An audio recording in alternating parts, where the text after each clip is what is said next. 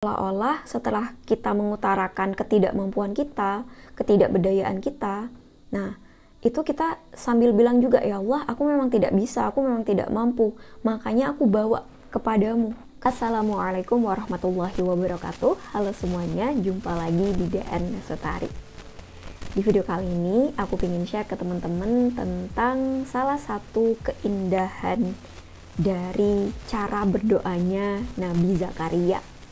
Dan di judul video ini emang aku tulis bahwa doa ini adalah salah satu doa yang indah dan bisa membuat sesuatu yang mustahil menjadi terkabul gitu, menjadi terwujud dari cara berdoanya Nabi Zakaria ini. Jadi dengan kita mungkin nanti meniru cara berdoanya Nabi Zakaria, keindahan dari berdoanya Nabi Zakaria, semoga apa yang kita minta kepada Allah yang mungkin saat ini terasa mustahil atau nggak mungkin bisa diwujudkan oleh Allah, insya Allah ya. Jadi kita belajar bareng-bareng nih tentang keindahan dari cara berdoanya Nabi Zakaria. Cara berdoanya Nabi Zakaria ini diabadikan di Al-Quran, di Quran Surah Maryam. Biasanya surah Maryam ini identik dengan surah yang dibaca oleh orang-orang yang pingin banget punya keturunan, ya kan? Jadi biasanya kalau pingin cepat dapat keturunan, dianjurkan untuk banyak-banyak membaca surah Maryam. Ada juga yang bilang kalau kepingin punya keturunan cewek yang cantik, yang solehah, dibacain surah Maryam gitu selama masih dalam kandungan. Oke. Dan memang di Quran Surah Maryam ini kisah yang diabadikan dari kisahnya Nabi Zakaria, terutamanya di ayat-ayat awal, itu memang berkaitan dengan keturunan teman-teman. Tapi di sini aku nggak bakal ngebahas tentang hal itu, tapi aku lebih ngebahas tentang gimana cara berdoanya Nabi Zakaria, keindahan dari berdoanya Nabi Zakaria, sehingga yang awalnya mustahil untuk punya keturunan akhirnya dikabulkan oleh Allah, diwujudkan oleh Allah. Dalam kisah Nabi Zakaria ini, Nabi Zakaria itu memang pingin punya keturunan, pingin punya anak, tapi kondisinya itu rasanya tidak mungkin atau mustahil untuk punya keturunan, karena saat itu posisinya Nabi Zakaria sudah usia lanjut atau udah lansia, udah tua, dan istrinya itu divonis mandul atau secara medis sulit atau bahkan mustahil untuk memiliki keturunan.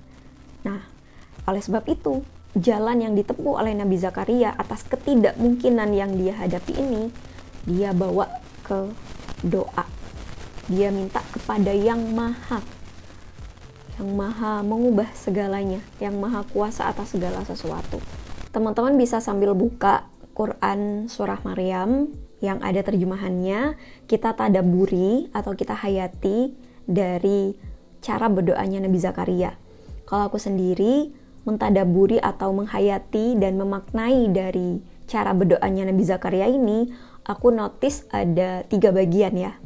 Jadi yang pertama, di bagian yang pertama dalam doanya Nabi Zakaria itu mengutarakan kelemahannya, mengutarakan ketidakberdayaannya ataupun ketidakmampuannya.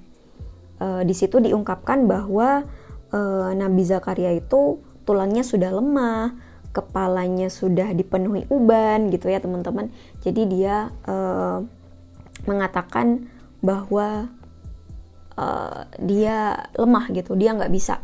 Kemudian di ayat selanjutnya juga dijelasin selain dirinya yang lemah, dirinya sudah tua, istrinya juga divonis mandul gitu. Jadi dari sini aku notice bahwa kita utarakan dulu nih kelemahan kita, ketidakmampuan kita, keadaan kita. Allah jelas tahu apa keadaan kita, tapi dengan kita mengutarakan itu apa ya teman-teman? Kita kayak bener-bener ngobrol gitu loh. Kita bener-bener kayak menjalin kedekatan, bener-bener dekat ke Allah. Jadi kita ngomong apa adanya, kelemahan atau apa yang sedang kita hadapi. Kemudian di bagian yang kedua, meskipun Nabi Zakaria itu mengatakan bahwa dirinya lemah, kemudian istrinya mandul, intinya kayak keadaan yang tidak mungkin gitu ya. Tapi di bagian selanjutnya dalam doanya Nabi Zakaria, beliau mengatakan ya sebuah keyakinan, kayak benar-benar menunjukkan bahwa beliau yakin, beliau percaya gitu, yaitu dengan kalimat, dan aku belum pernah kecewa dalam berdoa kepadamu ya Tuhanku. Ini kalimat yang benar-benar indah menurutku ya, favoritku banget. Jadi kalau dalam doa itu biasanya aku sisipkan kalimat ini. Jadi setelah kita mengutarakan kelemahan, mengutarakan ketidakmampuan, di situ kita juga kasih bahwa kita benar-benar yakin gitu. Kita tunjukkan, kita ungkapkan bahwa kita yakin nih, bahwa keadaan yang tidak mungkin itu bisa banget Allah ubah. Nah, salah satu kalimat yang dipakai oleh Nabi Zakaria itu adalah, dan aku belum pernah kecewa dalam berdoa kepadamu ya Tuhanku.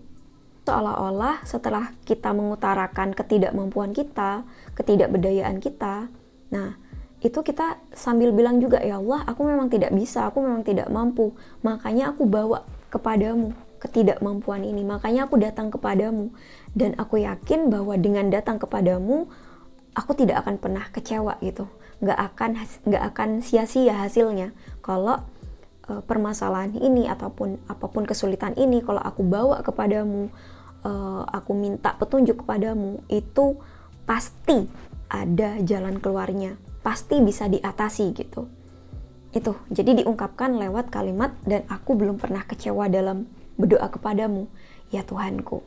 Kemudian di bagian yang ketiga, aku ngenotis bahwa Nabi Zakaria dalam doanya itu juga menyampaikan tujuan dari apa yang dia inginkan.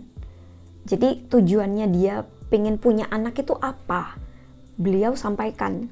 Nah, di sini salah satu yang diinginkan oleh Nabi Zakaria, kalau dia punya anak, dia punya keturunan, nah itu diinginkan supaya nanti bisa menjadi pewaris ya, atau generasi yang bisa meneruskan keluarganya, yang mungkin bisa meneruskan dakwahnya atau perjuangan-perjuangannya ya dalam jalannya Allah gitu.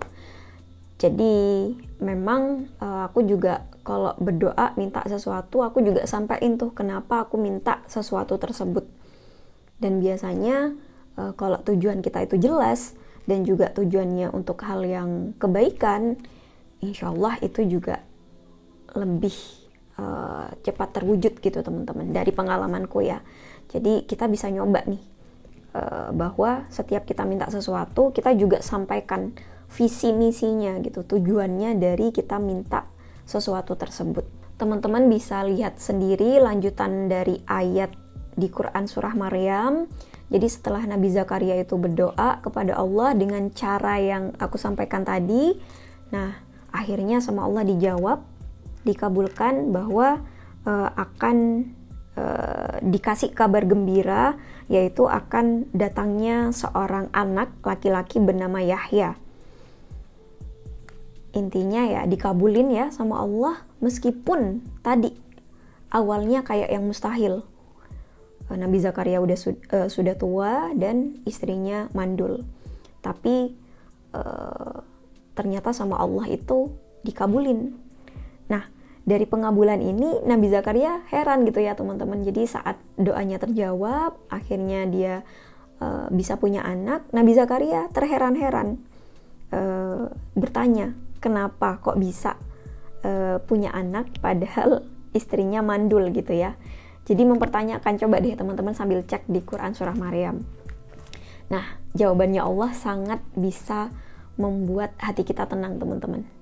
Yaitu jawabannya adalah, hal itu mudah bagiku.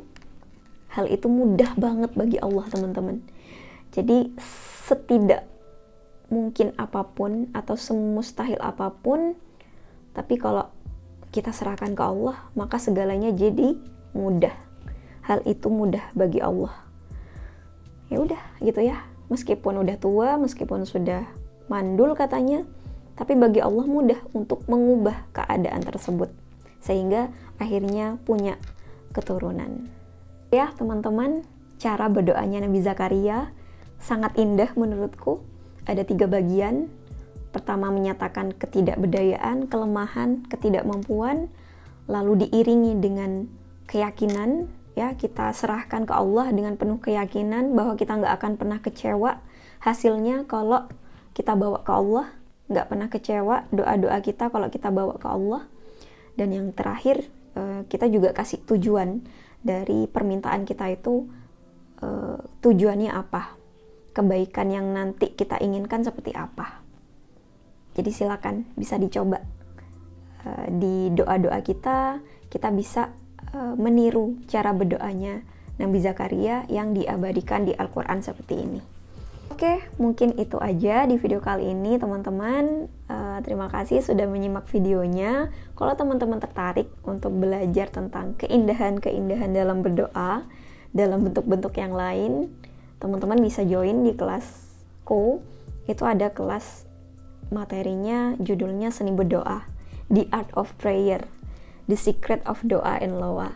Jadi kita ngebahas tentang cara berdoa yang unik gitu, cara berdoa yang indah, cara berdoa yang benar-benar ingin menjalin kedekatan dengan Allah.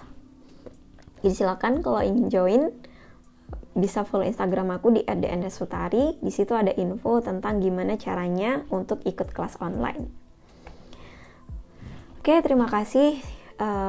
Sekali lagi ya, terima kasih, dan sampai jumpa lagi di video-video yang selanjutnya insyaallah. Wassalamualaikum warahmatullahi wabarakatuh. Bye bye.